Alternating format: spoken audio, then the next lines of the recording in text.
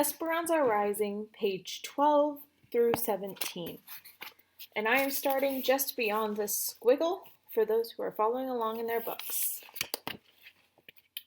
Tea was ready in Papa's study, and so was Abuelita. Come, mi nieta, my granddaughter, said Abuelita, holding up yarn and crochet hooks. I am starting a new blanket and will teach you the zigzag. Esperanza's grandmother, who everyone called Abuelita, lived with them and was a smaller, older, more wrinkled version of Mama. She looked very distinguished, wearing a respectable black dress, the same gold loops she wore in her ears every day, and her white hair pulled back into a bun at the nape of her neck. But Esperanza loved her more for her capricious ways than for her propriety. Abuelita might host a group of ladies for a formal tea in the afternoon. Then after they had gone, be found wandering barefoot in the grapes, with a book in her hand, quoting poetry to the birds. Although some things were always the same with Abuelita, a lace-edged handkerchief peeking out from beneath the sleeves of her dress, others were surprising, a flower in her hair, a beautiful stone in her pocket, or philosophical saying salted into her conversation. When Abuelita walked into a room, everyone scrambled to make her comfortable. Even Papa would give up his chair for her. Esperanza complained, "Must we always crochet to take our minds off worry?" She sat next to her grandmother anyway, smelling her ever-present aroma of garlic, face powder, and peppermint. "What happened to your finger?" asked Abuelita. "A big thorn," said Esperanza. Abuelita nodded and said thoughtfully, "No hay rosas en espinas." There is no rose without thorns. Esperanza smiled, knowing that Abuelita wasn't talking about flowers at all, but that there was no life without difficulties. She watched the silver crochet needle dance back and forth in her grandmother's hand. When a strand of hair fell into her lap, Abuelita picked it up and held it against the yarn and stitched it into the blanket. "Esperanza, in this way, my love and good wishes will be in the blanket forever. Now watch. 10 stitches up to the top of the mountain, add a stitch, 9 stitches down to the bottom of the valley, skip one."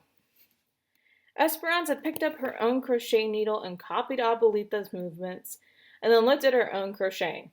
The tops of her mountains were lopsided, and the bottoms of her valleys were all bunched up. Abuelita smiled, reached over, and pulled the yarn, unraveling all of Esperanza's rows. "Do not be afraid to start over," she said. Esperanza sighed and began again with 10 stitches. Softly humming, Hortensia, the housekeeper, came in with a plate of small sandwiches. She offered one to Mama. "No, thank you," said Mama. Hortensia set the tray down and brought a shawl and wrapped it protectively around Mama's shoulders.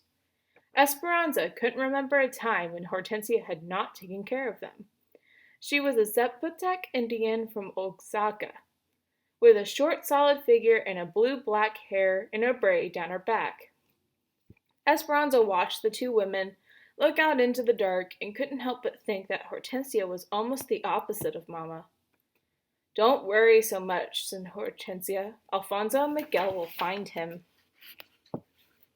Alfonso, Hortensia's husband, was El Jefe, the boss of all the field workers and Papa's compañero, his close friend and companion. He had the same dark skin and small stature as Hortensia, and Esperanza thought his round eyes, long eyelids, and droopy mustache made him look like a forlorn puppy. He was anything but sad, though. He loved the land as Papa did, and it had been the two of them working side by side who had resurrected the neglected rose garden that had been in the family for generations. Alfonso's brother worked in the United States, so Alfonso always talked about going there someday. But he stayed in Mexico because of his attachment to Papa and El Rancho de las Rosas. Miguel was Alfonso and Hortensia's son, and he and Esperanza had played together since they were babies. At 16, he was already taller than both of his parents. He had their dark skin and Alfonso's big, sleepy eyes and thick eyebrows that Esperanza always thought would grow into one. It was true that he knew the farthest reaches of the ranch better than anyone. Since Miguel was a young boy, Papa had taken him to parts of the property that even Esperanza and Mama had never seen. When she was younger, Esperanza used to complain, "Why does he always get to go and not me?" Papa would say because he knows how to fix things and is learning his job. Miguel would look at her, and before riding off with Papa, he would give her a taunting smile. But what Papa said was true too. Miguel had patience and quiet strength and could figure out how to fix anything, plows and tractors, especially anything with a motor. Several years ago, when Esperanza was still a young girl, Mama and Papa had been discussing boys from good families, whom Esperanza should meet someday. She couldn't imagine being matched with someone she had never met, so she announced, "I am going to marry Miguel." Mama had laughed at her and said, "You will feel differently as you get older." "No, I won't," Esperanza had said stubbornly.